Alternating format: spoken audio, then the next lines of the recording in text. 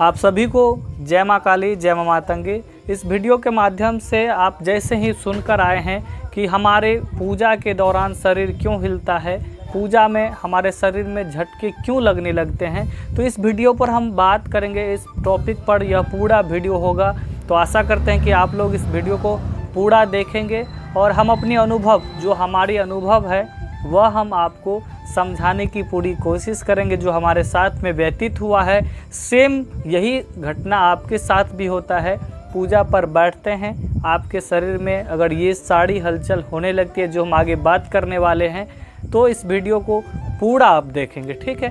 तो चलिए वीडियो को स्टार्ट करते हैं। देखिए, हम जब बिगनर्स होते हैं, हम जब मंत्रों के बारे में जानकारी मिलती है, हमें अध्यात्म नॉलेज मिलता है, जब हम किसी भी मंत्र का जाप करते, चाहे वह माता काली का हो, चाहे फिर हनुमान चालीसा हो, नवार्ण मंत्र हो, चाहे हमारा कोई गुरु बीज मंत्र हो, जहाँ से हम गुरु दीक्षा लिए हैं, गुरु धारण किए हैं और हमें मंत्र मिला है, बताया गया है कि इसका मंत्र जाप रोज़ करना है, या फिर कोई मंत्र कहीं से नहीं मिला, केवल हम पूजा पाठ में बैठते हैं, 1 घंटा 10 मिनट 15 मिनट ध्यान लगाते हैं, मन में ध्यान लगाते हैं, अपने इष्ट को देखते हैं, अपने कुल देवी देवता को देखते हैं, अपने पितृ को देखते हैं, अपने जो भी इष्ट हैं सभी की बारे में सोचते हैं पूजा के दौरान। या फिर एक बात और आती है कि किसी भी कथा श्रवण में, जो कथा होती है ना, राम कथा होती है, शिव पुराण होता है, इसमें भी अगर हम अचानक से ध्यान से कम 15 से 20 मिनट, आधा घंटा तक अगर कोई प्रवचन ऐसा हो जो कि हमें सीधा सीधा ईश्वर से जोड़ देता है, इस प्रश्न को सुनते, इस कथा को सुनने से हमारे शरीर के रोंगटे खड़े हो जाते हैं, रुआं रुआं कांप जाता है। ऐसी घटना हमारे साथ में होती है। और जब हम पूजा पर बैठते हैं, जोत जलाते हैं, जो हमारी जो रोज़ की दिनचर्या पूजन होती है, उसमें जो हम बैठते हैं, तो बैठने के बाद क्या होता है कि हमारा कुछ देर का जो है जाप ऊर्जा ठीक चलता है। जैसे हम मान लीजिए कि ओम नमः शिवाय का जाप करते हैं, तो स्टार्टिंग में हम 1 माला किए हैं, तो ओम नमः शिवाय, ओम नमः शिवाय, ओम नमः शिवाय, ओम नमः शिवाय, ओम नमः शिवाय का जाप करते करते हमारा एक ऐसा चरण आता है कि हम भूल जाते हैं कि हमारा माला कहाँ है, हमारा ध्यान कहाँ है, और केवल मंत्र जाप उच्चारण होने लगता है। मंत्र जाप उच्चारण होने के साथ शरीर ऐसे पूरा शरीर हिलता है, मंत्र जाप होता है, शरीर हिलता है, मंत्र जाप होता है। कभी कभी तो इतना तक घूमता है, कभी कभी काफ़ी ज़्यादा शरीर में हलचलें बनने लगती है, जो सेम प्रकार अभी देखते हैं ना, हमारा बोलने से ये शरीर में अपने आप कंपन बनता है। तो ये कहीं ना कहीं ऊर्जा को दर्शाता है, जो हमारे साथ में जो हमारी कुंडलिनी शक्ति होती है, जो 7 चक्र होता है। ऐसा नहीं है कि पहले एक चक्र जगता है उसके बाद दूसरी चक्र जगता है, सभी पे काम चलता है। जब हम ध्यान करते हैं, हम जब पूजा करते हैं, जब हम मंत्र जाप करते हैं, तो यह ऊर्जा ना सभी चक्र को भेदता है।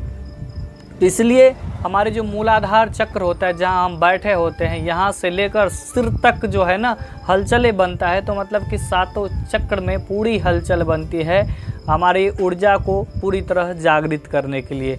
तो इसलिए जब हम बिगनर्स हैं और स्मॉल से स्टार्ट करते हैं, तो यह घटना जब हमारे साथ में होने लगती है, तो हम संकोच में पड़ जाते हैं कि कहीं ये नकारात्मक ऊर्जा तो नहीं है, कोई भूत पिशाच हमको तो लग तो नहीं जाता है, कोई पूजा, जैसे हम पूजा पर बैठे हैं, कोई नकारात्मक शक्ति तो नहीं हमें घेर रहा है कि हम पूजा पर बैठते हैं, ध्यान लगाते हैं और ये शरीर झूमने लगता है, ध्यान नहीं लगता है, जैसे ध्यान लगाते हैं तो शरीर झूमने लगता है। तो ये सब चीज़ जो है ना सभी के साथ होता है। हमारे केस में भी ऐसा हुआ है और हमारे साथ भी अभी भी होता है कि 1 से 2 बार, चाहे हम शरीर सुरक्षा मंत्र ही क्यों नहीं करें, उसमें भी शरीर में वाइब्रेट होती है, क्योंकि हर एक मंत्र में देवी देवता के नाम का उच्चारण होता है और वह जो है हमारे रुआं रुआं, हमारे कण कण, जितने छिद्र, जितनी इंद्रियां हैं, सभी से प्रवेश कर हमारे शरीर की आंतरिक ऊर्जा को भौतिक ऊर्जा में बदल के शरीर को एक मजबूत ऊर्जावान फील कराता है उस पूजा के दौरान। तो यही अनुभूति होती है जिसका कि पूजा पाठ के दौरान शरीर हिलने लगता है, ध्यान लगाने के बाद मंत्र जाप के दौरान शरीर हिलने लगता है, शरीर में झटके लगने लगता है, शरीर यहाँ तक कि सुन्न हो जाता है, अपने आप में खो जाते हैं। मंत्र जाप चल रहा है, कितना मंत्र जाप हुआ ये तक भूल जाए। तो इसी समय आपको समझना चाहिए कि हमें अपने इष्ट की कृपा होने लगी है। चाहे हम जिस भी देवी देवता के मंत्र जाप करने लगे उसकी हमें कृपा होने लगी है। यह कहीं ना कहीं उस पॉजिटिविटी को दर्शाता है।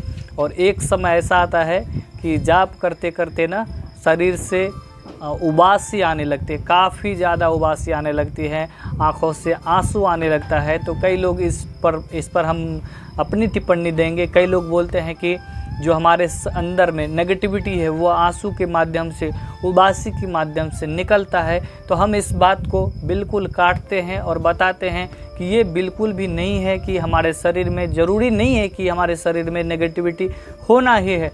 यह तो एक हमारे मंत्र जाप से ऊर्जा जागृत हो रहा है ना। तो यहाँ पे बिल्कुल भी हमें ये नहीं रखना है कि हाँ हमारे शरीर से नेगेटिविटी निकल रहा है इसीलिए उबासी आ रहा है, आंखों में आंसू रहा है। ये बिल्कुल भी कतई नहीं होता है। अब मान लीजिए हमारा शरीर है, जितनी जाप ऊर्जा सहन करने का होता है, जितनी ऊर्जा सहन करने का होता है उतना तो सहन करते हैं। सहन करते करते हमारा शरीर झूम रहा है। अब क्या होता है, किसी दिन खूब ज़्यादा ऊर्जा, काफ़ी ज़्यादा एनर्जी चारों तरफ से हमारे शरीर पर बोझ बन जाता है, दबाव बन जाता है। तो यही में है ना, उबासी आने लगती है, हाँ अब नहीं होगा, आँखों से आंसू, मतलब बल। अब ये नहीं कि वजन रख दिया, ऊर्जा का एक अलग बल बनता है। तो वो ना हमारी इंद्रियां, हमारी चक्र जो है सहन नहीं कर पाता है। तो उसकी एक समझेंगे कि ये एक प्रकार का दर्द, ये जो आंसू निकलता है ना, ये उबासी निकलती है, तो समझेंगे कि एक प्रकार का चोट जो हमारे चक्र को दिया जाता है। तो वो ना आंसू के माध्यम से वो दर्द वो बयां होता है आंसू के माध्यम से कि अब हमारी जो है उच्च सीमा पर पूजा पहुंच चुकी है। इसी केस में अब यही घटना कई लोगों को होता है क्या कि सब दिन चलते रहता है। अब उम्र बीत गया, 10 साल 20 साल हो गया, यही लक्षण बनते रहता है। इसी में कई लोगों का यही संकेत होता है कि हमारी तो ऊर्जा चलती है लेकिन खुलती नहीं है। कई लोगों को यही लगता है कि हमारे साथ में जो शक्ति चलती है ना वो खुल के नहीं आ रही है, इतनी तक सीमित है। और कई लोगों के केस में ना यही एक सवारी का रूप ले लेता है। तो यहाँ पे सवारी क्यों आता है, कैसे आता है, इस पर तो हमारा पिछला वीडियो बन ही गया था। इसमें थोड़ा कवर करेंगे क्योंकि सवारी आने का लक्षण, सवारी का प्रवेश यहीं से होता है। यहीं से सवारी हमारे में जो हमारे मूल आधार होती है, जो हम पूजा पाठ के दौरान हमें जो शुद्ध चीज़ प्राप्ति होती है, अचानक से किधर से आ जाए तो एक हवा होती है, और ये जो शुद्ध चीज़ हमको प्राप्ति होती है यही होती है हमारी मूल्य ऊर्जा। यह मूल ऊर्जा जब एक आनंद ही कुछ और होता है कि सब दिन एक तरह का लक्षण बना, एक दिन जो है सवारी रूप में खुल गया कि हम हनुमान जी के दूत हैं, हम हनुमान जी हैं, हम माता काली है, या हम दुर्गा हैं, जो भी शक्ति है अपने में, या फिर हम पितृ हैं, हम कुल के देवी हैं, जो भी आपके कुल में देवी देवता होते हैं उसकी नाम बहुत है। तो इस हिसाब से शक्ति जब खुल के आ जाती है तो इसी को बोलते हैं शक्ति खुल के आना। अब कई लोगों को क्या है कि यह उबासी तक रह जाता है, आँखों में आंसू तक, शरीर झूमने तक सीमित रह जाता है, उसका इससे आगे बढ़ा ही नहीं है। तो वो क्या समझता है कि हमारा कुछ जो है बढ़ नहीं रहा है। तो आप देख लीजिए, आपका ऊर्जा यहीं तक सीमित है। आपके ऊपर में इष्ट आपके नहीं आना चाहते हैं तो आप इसमें नहीं घबराइए कि हमें क्यों नहीं आ रही है। कम से कम ऊर्जा तो बढ़ रहा है आपका, इतने में संतुष्टि करना चाहिए। अब इसमें आती है कि हमें ऊर्जा बन रही है तो हमको इस शक्ति से कैसे संपर्क, मान लीजिए हमारी ऑरा बन गया, ऊर्जा बन गया, कुंडलिनी शक्ति जागृत हो गया, आज्ञा चक्र जागृत हो गया।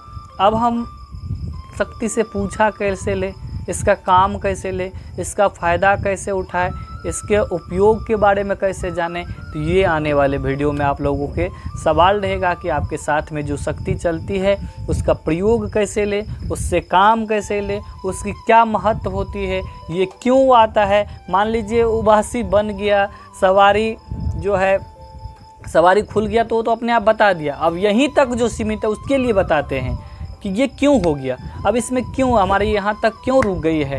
तो क्या हमें इससे अनुभूति मिली है, या फिर हमारे साथ में पॉजिटिविटी है, या फिर हमारे साथ में नेगेटिविटी है। इसमें कई सारे सवाल खुल के आते हैं। तो अगर आप कमेंट में अपनी बात लिखेंगे तो उस पर अगला वीडियो बनेगा, नहीं तो फिर हमारे मन का टॉपिक होगा। आप टॉपिक कमेंट में लिखिए, हम अपनी ज्ञान, हम अपनी अनुभव आपको शेयर करते हैं। और इस जुबान पर माता रानी विराजमान है, और हमारा कोई स्क्रिप्टेड वीडियो वगैरह नहीं है, कॉपी वगैरह नहीं है कि हमको इतना ही बोलना है। तो जो आ गया वो बक दिए, माता रानी जाने, आप जानिए जो आपके फ़ायदे का चीज़ है इनको रखिए, ठीक है। तो अगला वीडियो का आप लोग इंतज़ार करिए, हम इंतज़ार करेंगे आपके प्यारे प्यारे कमेंट का, कि आप हमें कमेंट के माध्यम से बताएंगे कि गुरुजी, गुरु भाई, हमको इस विषय में जानकारी चाहिए विस्तार से, तो ठीक उसी प्रकार हम विस्तार से आप लोगों के बारे में जानकारी देंगे। तो चलिए इस वीडियो के साथ ही आप लोगों से लेते विदा आप सभी को। जय माँ काली, जय माँ माते। हाँ, एक बात, वीडियो यहाँ तक देख लिए हैं तो आपका धर्म और कर्तव्य बनता है कि एक लाइक खटाक से दबा दें, और चैनल को सब्सक्राइब तो किए ही हैं।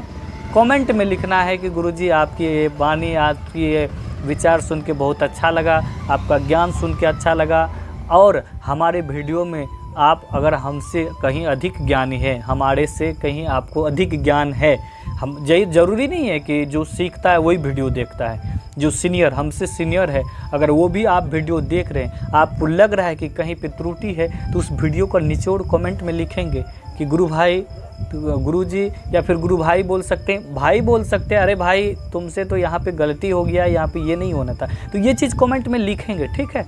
तो उसको हम सुधार करेंगे, क्योंकि ये हमारी अनुभूति है, यह आप लोगों के साथ शेयर किया है, ठीक है। तो चलिए पुनः से जय माँ काली, जय माँ मातंगी।